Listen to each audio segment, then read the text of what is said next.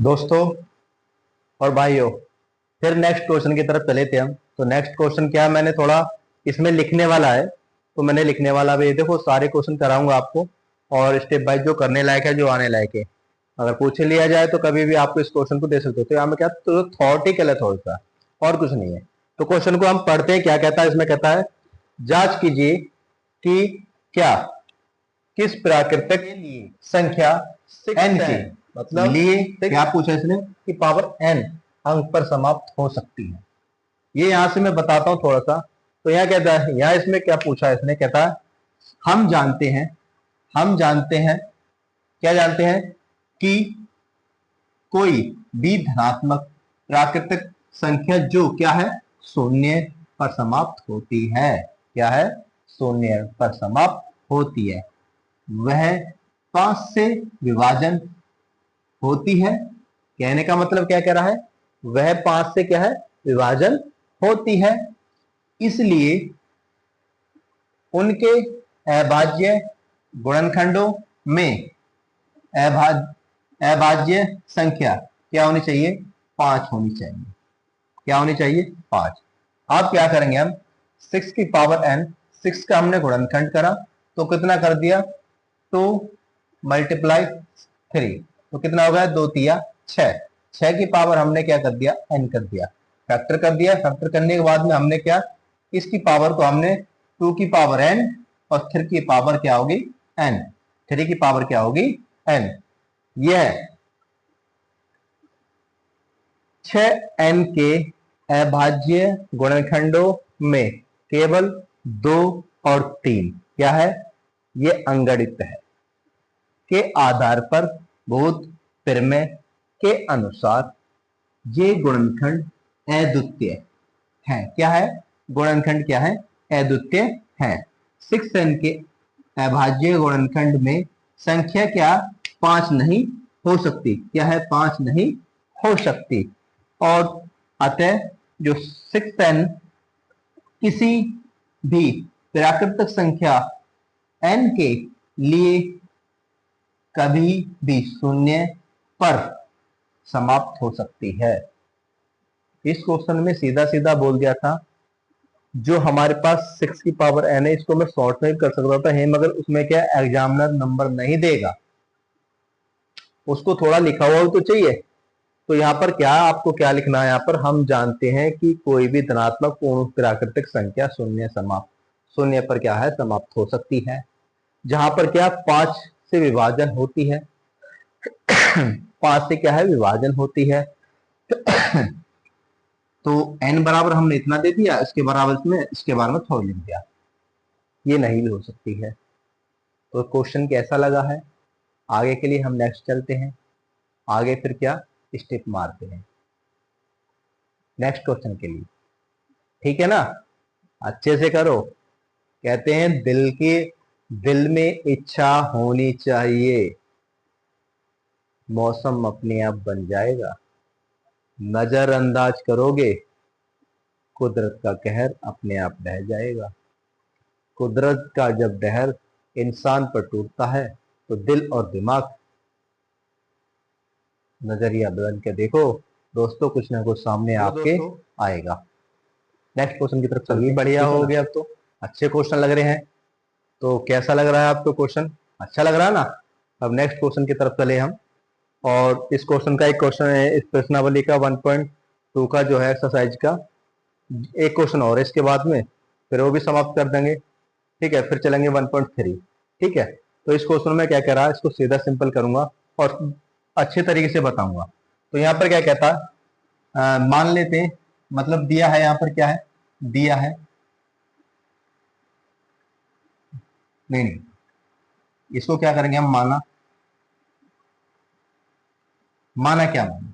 अब मानना क्या, हम पहली संख्या को जो पहला मानेंगे हम ए के नाम से जान देते हैं।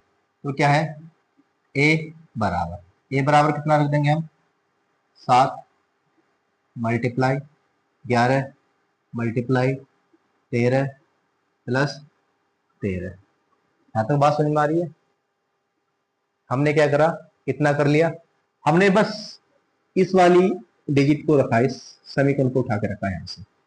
आप क्या करेंगे, बराबर कॉमन क्या है यहाँ पर 13 है, तो 13 बाहर ले लेंगे, 13 बाहर ले लिया, क्या बचा यहाँ पर 7 मल्टीप्लाई 11 मल्टीप्लाई 13 कॉमन लिया तो यहाँ क्या बचा 1, और प्लस इस 13 कॉमन लिया तो यहाँ भी क्या बचा 1, बराबर क्या हो गया यहाँ पर, यहाँ सीधा हो गया 13। तो यहाँ क्या कर सकते हैं, मल्टीप्लाई क्या है 11 7 77 77 77 और एक बार करा तो प्लस कितना हो जाएगा 1, तो बराबर कितना आ जाएगा 13 मल्टीप्लाई, इसको लिख सकते हैं हम 78। यहाँ तो बात समझ में आई, यहाँ तो बात समझ में आई, यहाँ तक बात समझ में आ गई। तो ये आया हमारे पास ए, क्या आया हमारे पास ए आया है, क्या आया है ए। अब ये क्या है, यह एक भाज्य संख्या है, क्या है ये, लिखता हूं इसके नीचे आता है, यह एक भाज्य संख्या है। हाँ तो बात समझ में आ गई, क्या बोला इसने, यह एक क्या है भाज्य संख्या है, क्या है ये भाज्य संख्या, क्योंकि इसके अभाज्य गुणनखंड में, क्या, क्योंकि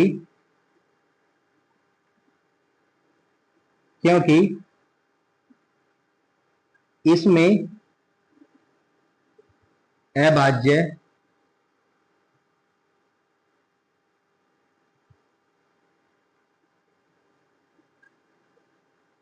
गुणनखंड में एक क्या है, एक छोड़कर, मतलब क्या है एक को छोड़कर, गुणनखंड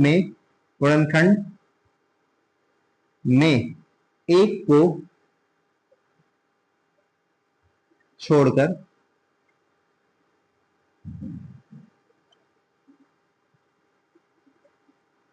हाँ तो बात है, क्या है हमें एक छोड़कर, जो हमें क्या है ये एक दे रखा, तो उसको हमने क्या एक को छोड़कर क्या है दो अन्य गुणनखंड है, ये दो क्या है हमारे पास अन्य गुणनखंड है, दो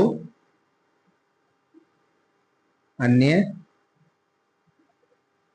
गुणनखंड है। बात समझ में आई कुछ, इसमें ये बातें हमें लिखनी होती है, इसमें ये बातें क्या हमें लिखनी होती है, तो ये बातें जरूरी है, छोटी छोटी बातों पर हमें ध्यान भी देना है, क्योंकि ज्यादा बड़ी बात तो नहीं, छोटी छोटी बातों पर हमें क्या है ध्यान देना है। अब ध्यान देना है तो क्या देना है, इससे अतः यह एक क्या है भाज्य संख्या है, क्योंकि इसमें अभाज्य गुणनखंड में एक को छोड़कर, जो एक है एक को क्या है उसको छोड़कर दो अन्य क्या है गुणनखंड है, दो अन्य क्या हमारे पास गुणनखंड, या तो बात समझ में आ गई। अब नेक्स्ट क्या है, अब आते हैं हम नेक्स्ट इस वाले समीकरण पे, यहां तक हो गया हमारे पास। अब हम लेता हूं मैं माना बी बराबर लिख लूंगा मैं 7 multiply 6 multiply 5 multiply 4 multiply 3 multiply 2 multiply और 1 प्लस 5, बिल्कुल सेम इसी की तरह दर्शाना, हमें कुछ नहीं करना, बिल्कुल सेम क्या है इसी की तरह हमें दर्शाना है और कुछ नहीं करना। बराबर क्या कॉमन कर सकते हैं, यहाँ पर 5 है और 5 एक यहाँ है, तो ध्यान रख लेना 5 हमने बाहर निकाल लिया, 7 मल्टीप्लाई 6 मल्टीप्लाई, ये कॉमन था ये बाहर आ जाए, इसको नहीं लेंगे, 4 मल्टीप्लाई 3 मल्टीप्लाई 2 मल्टीप्लाई 1 प्लस 1। बात सुनना यहाँ तक, क्योंकि हमने ये क्या कर लिया कॉमन कर लिया, सीधी सीधी बात है, हर क्या है यहाँ पर सीधी सीधी बात है। अब सीधी सीधी बातों को ही लेके चलेंगे, कोई बड़ी बात नहीं, यहाँ में कोई ज्यादा बड़ी सवाल आसान है, आएगा तो कर देना, आए तो कर कुछ नहीं करना, बस हमें कॉमन करा, बस उसके सवाल पूछे, बस देखने में क्या थोड़ा बड़ा सा खतरनाक लग रहा है, मगर हमें क्या है आसान कर सकते हैं। अब आसान करने के लिए क्या करना, हम सीधा सीधा 5, देखो इनके मल्टीप्लाई कर लेते हैं सबके जो अंदर है। कैसे करते हैं, 2 एकम 2, 2 तिया 6, 6 चौक 24 और 24, और देखो यहां लिख लेते हैं हम 24 और 7 6 42, ये कर लो 42। तो कितना हो जाएगा हमारे पास, 4 दूनी 8, 2 दूनी 4, फिर क्या है 4 चौक 16, 16 का 6 से लगा 1, 4 दूनी 8, 8 है 1 9, 8 का 8, 6 4 10, 10 की 0, हाथ से लगा 1, 9 और 1 10, कितना हो गया हमारे पास 1008 प्लस हमारे पास 1 भी है, तो कितना निकल के आया हमारे पास,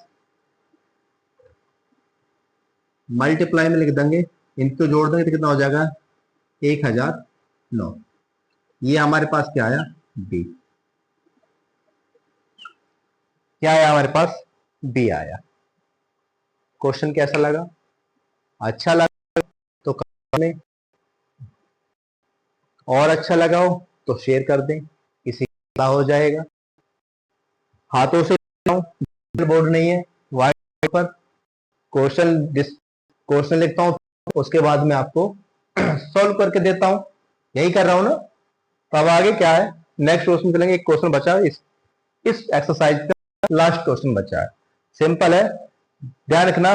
तो मैंने सेम इसके नीचे लिखा था वही सेम बिल्कुल सेम ये आएगा, इसी के नाम हमने भी क्या फिर एक चीज छोड़ के इसको फिर हमें लिखना, सेम लिखना, कुछ आसान है क्वेश्चन, कर सकते हो। अब नेक्स्ट क्वेश्चन के चलते हैं।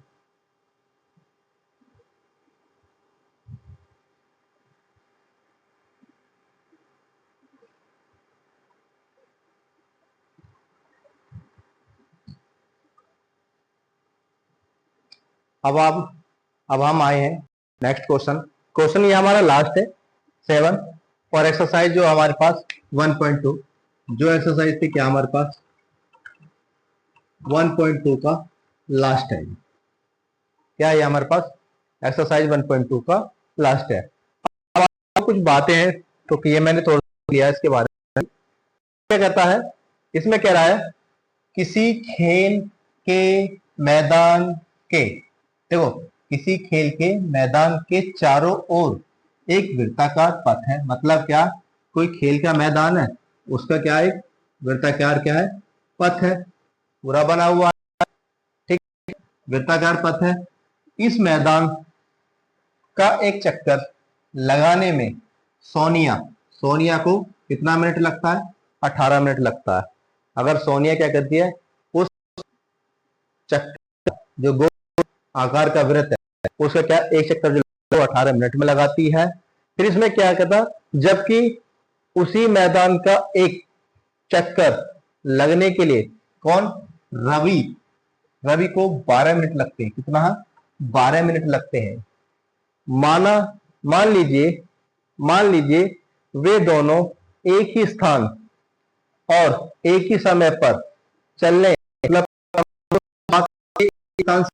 और फिर दिशा में चलने, एक ही दिशा में, आप कौन है यहाँ, सोनिया और रवि है, तो इसी डायरेक्शन में वो क्या है, इसी में वो अब यहाँ स्टार्ट करेंगे, तो स्टार्ट करने के बाद में करके एक ही दिशा में वो क्या है चलते हैं, तो कितना समय बाद, मतलब कितने समय बाद वो दोनों इस स्थान पर मिलेंगे, यहां से चल के आए और इस स्थान पर प्रारंभिक स्थान देंगे। तो इसमें क्या लिखा जो दिया हुआ है, इसमें सोनिया एक चक्कर 18 मिनट में आती है, रवि एक चक्कर 12 मिनट में लगता है, वे दोनों एक स्थान पर, ठीक है, एलसीएम मैंने क्या लगा दिया। हाँ तो बात समझ में आई। अब इस क्वेश्चन को हम आगे करते हैं, क्या करते हैं, पहले कोई नहीं भाग दौड़ जो पीछे करते हैं वही हम लगाएंगे। क्वेश्चन आपको बड़ा लग रहा है मगर हम इसको आसान बना देंगे। देखो सबसे पहले क्या निकालना हमें, इसमें 18 और 12 दे रखा है ना, तो इसमें हमें इसको क्या करना है, n1 करना है, इसे n2 करना है। तो लगा लेते हैं हम सबसे पहले 18 का निकालते हम, एल से निकालते 18 का, तो निकाल लेते हैं, 2 से काटेंगे 9 बार गया, 3 से काट तो 3 बार गया, 3 9 फिर 1 बार, आंसू में आ गई। फिर निकाल 12 का निकाल लेंगे, तो 2 से गया 6 बार, 2 से गया 3 गया 1 बार, तो बासु में आ गई। फैक्टर निकाल लें तो क्या है, सबसे पहले क्योंकि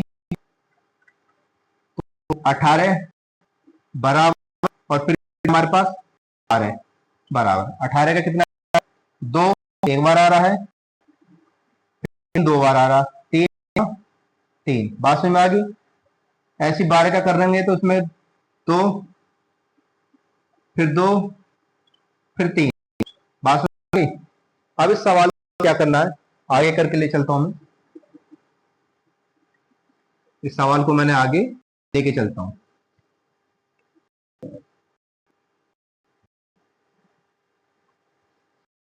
सवाल ध्यान रखें, तो मेरे को क्या निकालना है इसका, मेरे को एचसीएफ निकालना, तो मैं निकालूंगा, इसमें लिखूंगा HCF कोष्टक में 18, 12 बराबर कितना निकल के आएगा मेरे पास। देखो यहां पर क्या है, 2 कॉमन है और यहाँ क्या है कॉमन, दिख रहा ना आपको, तो निकल के आ गया पास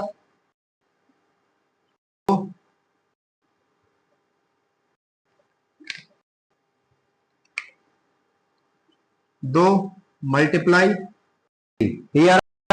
इनको कैलकुलेट करूंगा तो कितना आ जाएगा 6 आएगा, तो HF कितना आया हमारे पास 6 आया।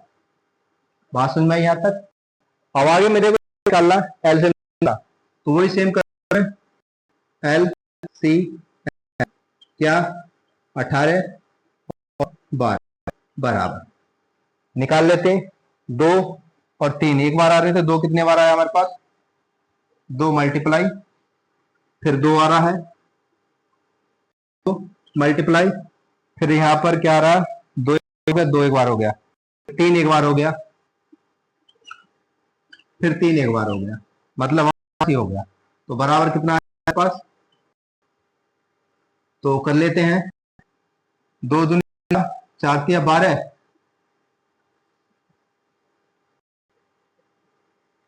2 दूनी 4, 4 तिया 12, 36 कितना आया हमारे पास 36 आया।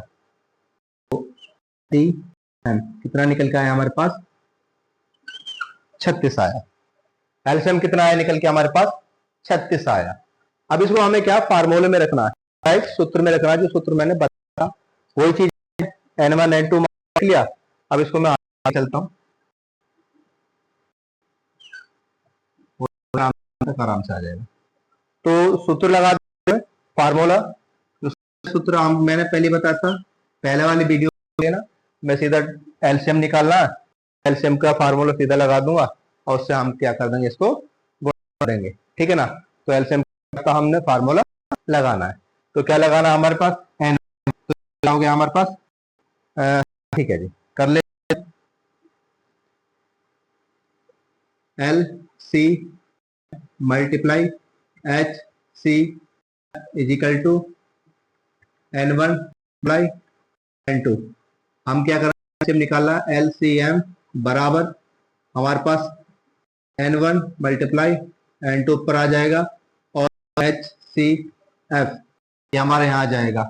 अब हमने जहाँ रखना है, तो हमारे पास N1 कितना दे रखा है 18 दे रखा है, और N2 कितना दे रखा है 12 दे रखा है,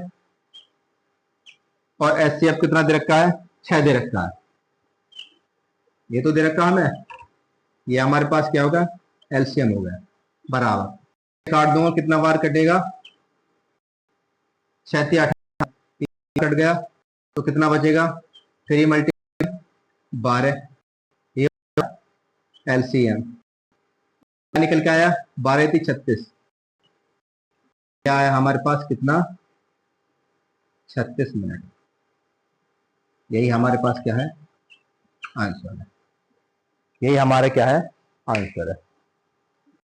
सवाल कैसा लगा, मेथड कैसा लगा, अच्छा लगा हो तो शेयर करें, लाइक करें, कमेंट्स। और मैं ज्यादा नहीं कह रहा, मैं ये कहना चाहता हूं ज्यादा से ज्यादा क्या करें, शेयर करें, जितना हो सकता है उतना शेयर करें। तो आगे आपको एक्सरसाइज मिलेगी 1.3 के हम करेंगे, फिर चलेंगे अगली क्लास में। थैंक यू, धन्यवाद, जय हिंद, जय भारत।